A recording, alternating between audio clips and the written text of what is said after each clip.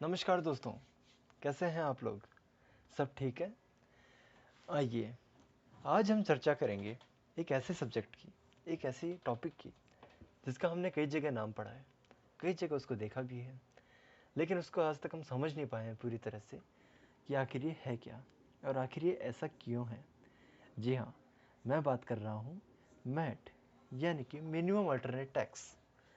हम देखेंगे कि ये टैक्स क्या होता है, आखिर इसको भारत सरकार क्यों लेके आई थी भारत में, इसको लाने की ज़रूरत क्या पड़ी थी, आखिर ऐसा क्या हुआ था कि लॉ मेकर्स के मन में आया था कि ऐसा भी एक टैक्स होना चाहिए। हम सब भारत में रहते हैं, यानी एक ऐसा देश जो कि कल्चरल डाइवर्सिफाइड है, लेकिन मैं मानता हूँ कि भारत एक कल्चरल डाइवर्सिफाइड के साथ साथ टैक्स डाइवर्सिफाइड भी है। जी, मेरा मतलब है कि एक ऐसा देश है जहाँ पे हम कई तरह के टैक्सेस से सामना करते हैं। हम हमारे ऊपर कई तरह के टैक्सेस अप्लाई होते हैं, हमें कई तरह के टैक्सेस पे करने पड़ते हैं, हमसे जबरन वसूले भी जाते हैं। उनमें से एक टैक्स है जो बहुत फेमस है, जो कि अपने आप में हमने काफ़ी नाम सुना है, काफ़ी बार पे भी किया है और हर साल पे करते हैं। मैं बात कर रहा हूँ इनकम टैक्स की, जो कि भारत सरकार हमसे लेती है हमारी कमाई के ऊपर। भारत सरकार कहती है कि भैया अगर आप भारत में रहते हो, भारत में कमाते भी हो, तो कुछ हिस्सा हमें भी दीजिए, ताकि हम उस हिस्से को आप पर वापस आपके भले के लिए कर सकें यूज़। हमने कहा ठीक है, ये इनकम टैक्स होता है। अब क्या हुआ? हुआ यूँ कि भारत सरकार ने कई बार, कई की समय पर, कई सारे बिजनेसेस को लुभाने के लिए, लोगों को लुभाने के लिए कहा कि आप इस इकोनॉमिक सेक्टर में पैसा लगाइए, आपको इनकम टैक्स में छूट मिल जाएगी। आप उस इकोनॉमिक सेक्टर में पैसा लगाइए, आप वहाँ बिजनेस खड़ा कीजिए अपना, आपको इनकम टैक्स में छूट मिल जाएगी। आप यहाँ पैसा खर्च करिए, आपको जितना खर्च करेंगे उससे दुगना तिगना आपको अलाउ कर देंगे, आपको खर्चा मिल जाएगा। आप वहाँ पैसा लगाइए, आपको 1.5 गुना खर्चा मिल जाएगा। धीरे धीरे ये स्कीम्स बढ़ती गई भारत सरकार की, और एक समय ऐसा आया कि भारत सरकार की अपनी स्कीम्स अपने ही ऊपर हावी होने लग गई, यानी कि भारत सरकार को ऐसा लग रहा था कि वो अपने ही पैर पर कुल्हाड़ी चलाई जा रही है। आखिर ऐसा क्यों हुआ था? ऐसा कब लगने लगा भारत सरकार को? आखिर ऐसा क्या हुआ था इंडिया में कि इस लॉ मेकर्स को ऐसा लगने लगा कि उनकी स्कीम्स अब उन्हें ही बेवकूफ़ बनाया जा रहा है? हम बात करते हैं उन इतिहास में, उस पन्नों की, जहाँ पे मैट की चर्चा पहली बार सरकार के दिमाग में आई थी। ऐसा आखिर क्यों हुआ था? उससे भी पहले मैं आपको थोड़ा और पीछे ले चलता हूँ। हम चलते हैं 1957 में, जब एक पर्सन इंडिया में थे, मुंबई में आए वो, और उन्होंने एक बिज़नेस की शुरुआत करी। बिज़नेस का सक्सेस बढ़ता गया। 1977 में उस पर्सन ने पहली बार अपनी कंपनी को स्टॉक एक्सचेंज पर लिस्ट किया। उन्होंने पहली बार पब्लिक इशू भी किया था। 1977 में वो कंपनी फेमस हो गई इंडिया वाइड, लोगों ने खूब पैसा दिया उसको, उस कंपनी ने खूब प्रॉफिट भी कमाया। धीरे धीरे क्या हुआ, उस कंपनी ने प्रॉफिट साल दर साल बढ़ते गए, और बढ़ते बढ़ते बढ़ते बढ़ते आज 20 साल हो गए उस कंपनी को, यानी कि मैं बात कर रहा हूँ 1996 की। 1996 में भारत सरकार चिंता में थी, जहाँ दूसरी ओर पूरी देश खुशियाँ मना रहा था कि इतनी बड़ी कंपनी हमारे भारत में है। वो भारत की सबसे बड़ी कंपनी थी, उसके शेयर होल्डर्स इतने खुश थे, उस कंपनी के मालिक इतने खुश थे, लेकिन भारत सरकार बड़ी नाराज़ थी। नाराज़ इसलिए थी कि उस कंपनी को आज लिस्ट हुए 20 साल हो चुके थे, लेकिन उस कंपनी से 1 रुपया टैक्स नहीं आया था भारत सरकार को। भारत सरकार अक्सर उम्मीदें करती है लोगों से कि जो कि बड़ी कंपनी होगी वो ज़्यादा टैक्स देगी, क्योंकि वो ज़्यादा प्रॉफिट कमाएगी, उस पर 30% टैक्स लेंगे हम, तो हमारे पास पैसा भी अच्छा खासा आएगा। लेकिन हिंदुस्तान की सबसे बड़ी कंपनी होते हुए भी भारत सरकार को ठेंगा दिखा दिया, यानी कि उसको 1 रुपये का टैक्स नहीं दिया। वो कंपनी 20 साल तक ज़ीरो टैक्स कंपनी रही। उसको देखते देखते उसके साथ कई कंपनीज भी ऐसे आ गई जो कि ज़ीरो टैक्स कंपनीज बन गई थी, यानी कि जो टैक्स नहीं पे करती थी। उनकी टैक्स प्लानिंग इतनी मजबूत होती थी, वो भारत सरकार के नियमों को, यानी कि इनकम टैक्स के नियमों को उन्हीं के खिलाफ यूज़ करने लगी और टैक्स नहीं देने लगी। मैं किस कंपनी की बात कर रहा हूँ जो हिंदुस्तान की सबसे बड़ी कंपनी थी, आप उसको जानते हैं, वो है रिलायंस जी। रिलायंस वो सबसे बड़ा फैक्टर था जिसकी वजह से भारत सरकार को मैट लाना पड़ा था। अभी तक मैंने ये नहीं बताया है कि मैट क्या होता है, हम सिर्फ इतिहास के पन्नों को टटोल रहे हैं। 1996 में भारत सरकार के एक वित्त मंत्री यानी कि finance minister mister P Chidambaram, जो कि अपने आप में बहुत टैलेंटेड हैं, वो एक स्कीम लेके आए। उन्होंने कुछ सोचा और देखा कि हमें नुकसान हो रहा है, इतनी बड़ी बड़ी कंपनीज भी हमें टैक्स नहीं पे कर रही हैं, तो उन्होंने उन कंपनीज को और मजबूर किया टैक्स देने के लिए। कैसे किया, हम उसकी चर्चाएं करेंगे। अभी हमने बात करी कि 1996 फाइनेंस एक्ट 1996 में फाइनेंस मिनिस्टर पी चिदम्बरम ने मैट को इंट्रोड्यूस किया था। ये टैक्स जीरो टैक्स कंपनीज और कंपनीज जो कि मामूली सा टैक्स देती थी, जबकि उनके बहुत हावी टैक्स बनना था, वो लेकिन मामूली सा टैक्स देके निकल जाती थी साइड से, इसलिए मैट लाना पड़ा था। आइए आगे चलते हैं। मिनिमम अल्टरनेट टैक्स, हम इतनी बातों से एक बात समझ गए कि एक ऐसा टैक्स है जो कि इनकम टैक्स ही है, लेकिन इनकम टैक्स जो कि लोग सीधा सीधा नहीं दे रहे थे, लोग टैक्स प्लानिंग कर लेते थे, इनकम टैक्स को बचा लेते थे, भारत सरकार ने उनको मजबूर करके दूसरी तरह से टैक्स वसूलना शुरू कर दिया। यानी कि चिदम्बरम जी ने कहा कि भैया जब उंगली घी सीधी उंगली से ना निकले तो उंगली टेढ़ी करनी पड़ती है जी। इसका मतलब कि ये एक इनकम टैक्स ही है। और दूसरी बात, उस समय सबसे ज़्यादा प्रॉफिट होता था कंपनीज के अंदर। भारत सरकार को सबसे ज़्यादा उम्मीद भी कंपनीज से होती थी, क्योंकि कंपनीज के अलावा जो बचा वो सारे आम आदमी होते थे। प्रोप्राइटरशिप, पार्टनरशिप, कोऑपरेटिव सोसाइटीज़, वो सब बेचारे प्रॉफिट ही कितना कमाते थे जो टैक्स उनसे वसूलेंगे, वो भी जबरन। तो भारत सरकार ने ये स्कीम केवल कंपनीज तक सीमित रखी थी, यानी कि मैट सिर्फ और सिर्फ कंपनीज के ऊपर लगता है। मैं मानता हूँ सस्पेंस बढ़ता जा रहा है, अभी तक मैंने ये नहीं बताया कि मैट होता क्या है। चलिए आगे चलते हैं। अब हम मैट को समझते हैं कि मैट क्या होता है। रिलायंस, जिसकी हमने बात करी थी, जो कि मेन फैक्टर था मैट को लाने के लिए, उसने क्या किया था, वो जब शेयर होल्डर्स को अपने प्रॉफिट दिखाती थी तो कुछ इस अंदाज में दिखाती थी कि ये देखिए, हम सफलता की सीढ़ियाँ चढ़ते जा रहे हैं, सफलता हमारे कदमों में है और हम ऊपर जाते जा रहे हैं, पीछे देखने का कोई सवाल ही नहीं उठता। और मैं रिलायंस की ही बात कर रहा हूँ। जब ये मुड़ के भारत सरकार से बातें करती थी तो भारत सरकार से कहती थी, नो टैक्सेस, सॉरी, हम टैक्स आपको नहीं देंगे, क्योंकि हमारी टैक्सेबल इनकम ही नहीं बनती है। हम प्रॉफिट कमाते हैं लेकिन कोई टैक्सेबल इनकम नहीं होती हमारे ऊपर।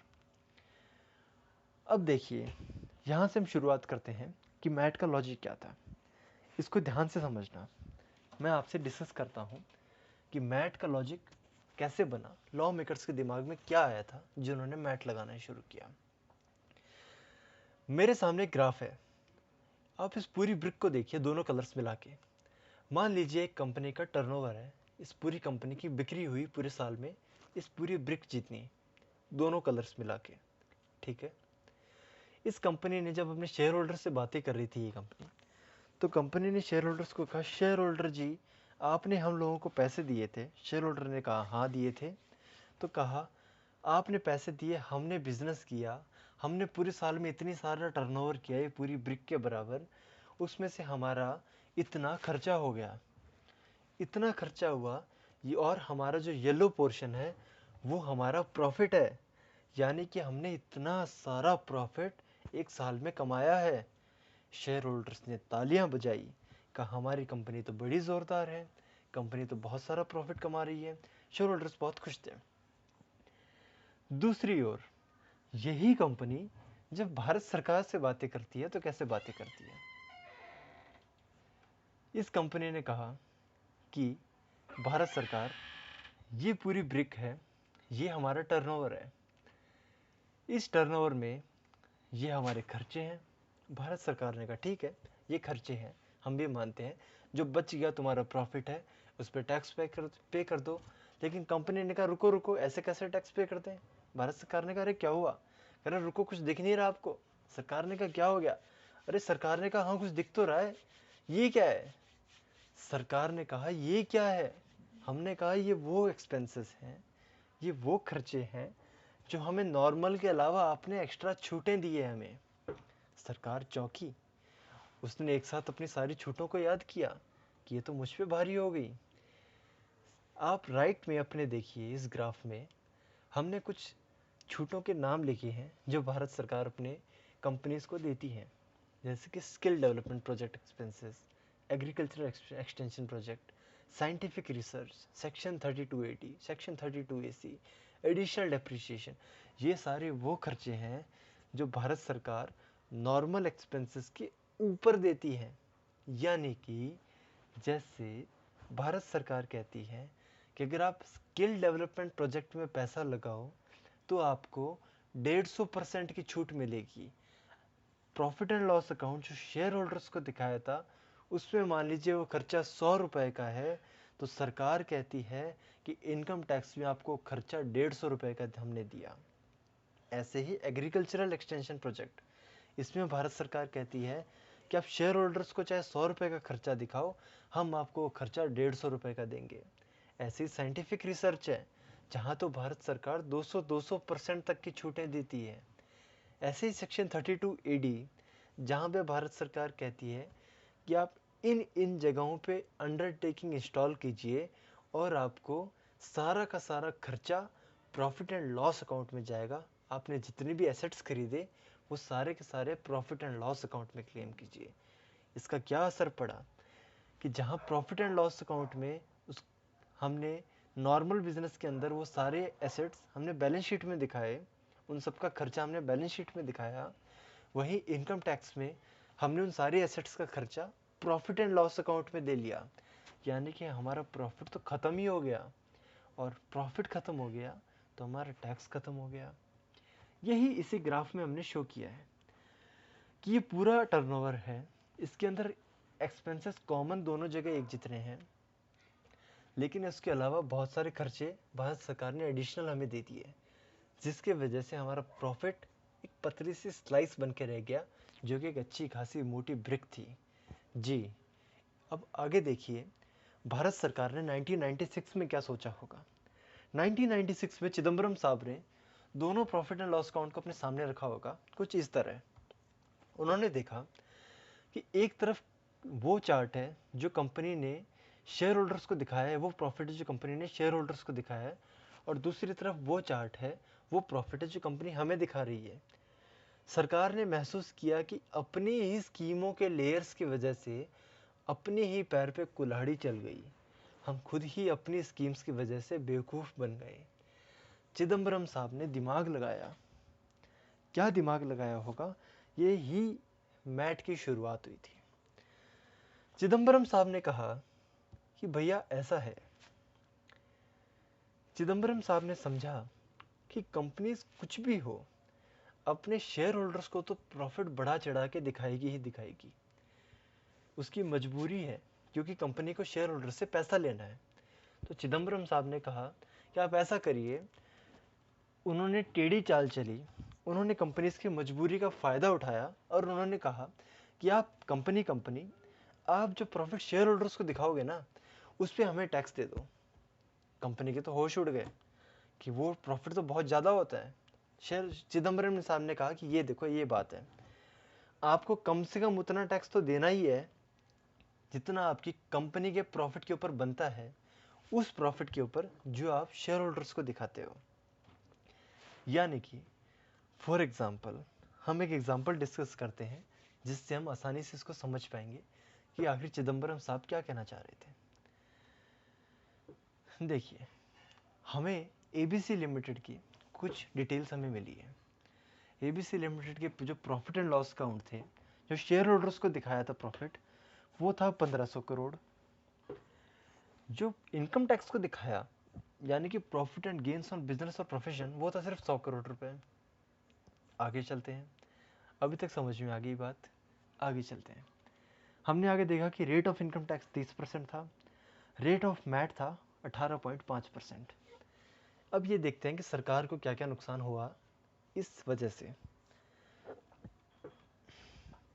इनकम टैक्स पे जब नॉर्मल इनकम टैक्स कंपटीशन हुआ तो सरकार को टैक्स मिला 100 करोड़ रुपए पे, यानी कि जो प्रॉफिट और गेन उन्होंने इनकम टैक्स में दिखाया है, भारत सरकार को दिखाया है, वो 100 करोड़ रुपए का था। उस पर रेट थी 30%, तो सरकार को टैक्स मिला 30 करोड़ रुपए। जबकि गवर्नमेंट एक्सपेक्ट कर रही थी कि उसको प्रॉफिट 1500 करोड़ है तो टैक्स भी 1500 करोड़ ही मिलना चाहिए था। ये केस हो गया रिलायंस का। सरकार उम्मीद कर रही थी कि प्रॉफिट, चूंकि कंपनी इतना सारा प्रॉफिट कमा रही है तो उतना ही सारा टैक्स भी हमें देगी, लेकिन ऐसा नहीं हो रहा था। कंपनी प्रॉफिट दिखा रही थी शेयर होल्डर्स को 1500 करोड़ का, लेकिन इनकम टैक्स को दिखा रही थी सिर्फ 100 करोड़ का। यानी कि सरकार को अच्छा खासा नुकसान हो गया। और चिदम्बरम साहब ने ऐसी मजबूरी का फ़ायदा उठाया कि जहां शेयर होल्डर्स को ज़्यादा प्रॉफिट दिखाएंगे आप, तो हमें शेयर होल्डर्स वाले प्रॉफिट पे भी टैक्स दे दीजिए। तो after implication of MAT, company को टैक्स कैसे देना पड़ेगा? कंपनी ने, सरकार ने कहा इनकम टैक्स पे 30 करोड़ रुपए टैक्स बना, इनकम टैक्स वाले प्रॉफिट पे, और जो प्रॉफिट एंड लॉस अकाउंट पे जो प्रॉफिट था उस पे रेट के हिसाब से 277 रुपए करोड़ का रुपए टैक्स बना। तो हमें आप इन दोनों में से जो ज़्यादा है वो दे दीजिए।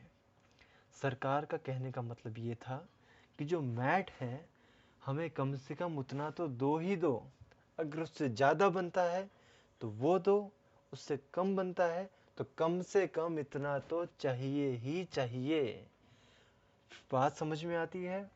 सरकार कहती है कि अगर आपका टैक्स 30 करोड़ बन रहा है और आपका प्रॉफिट, अगर आपका इनकम टैक्स का प्रॉफिट 100 करोड़ रुपए है, शेयर होल्डर्स वाला प्रॉफिट 1500 करोड़ रुपए है, तो हमें 1500 करोड़ पे जो टैक्स बनता है वो कम से कम चाहिए, अगर उससे ज़्यादा बनता है तो वो भी चाहिए।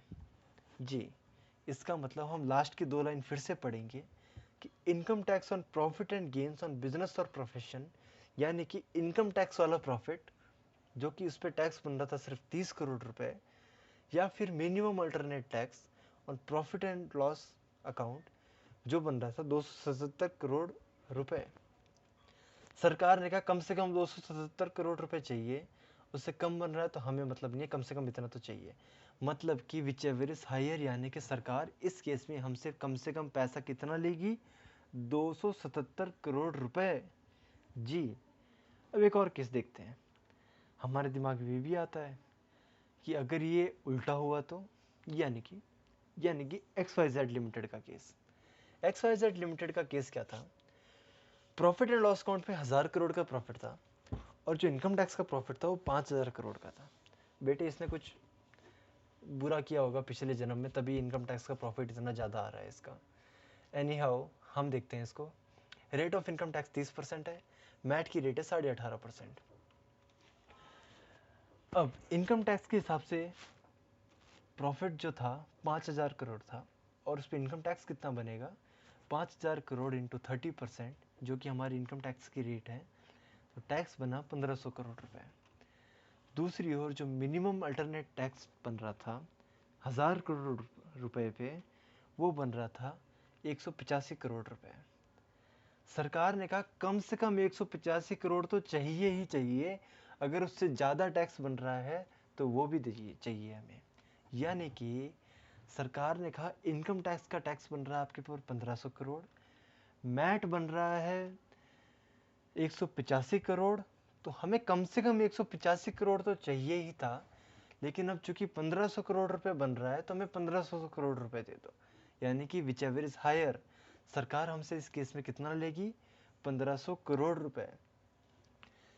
यानी कि मिनिमम अल्टरनेट टैक्स कहता है कि हमें कम से कम आपके जो शेयर होल्डर्स वाला प्रॉफिट है उस पर तो टैक्स कम से कम चाहिए, अगर उससे ऊपर अगर टैक्स बन रहा है तो हमें वो पूरा का पूरा चाहिए, उससे कम बन रहा है तो हमें कम से कम उतना टैक्स तो ले ही रहे हैं।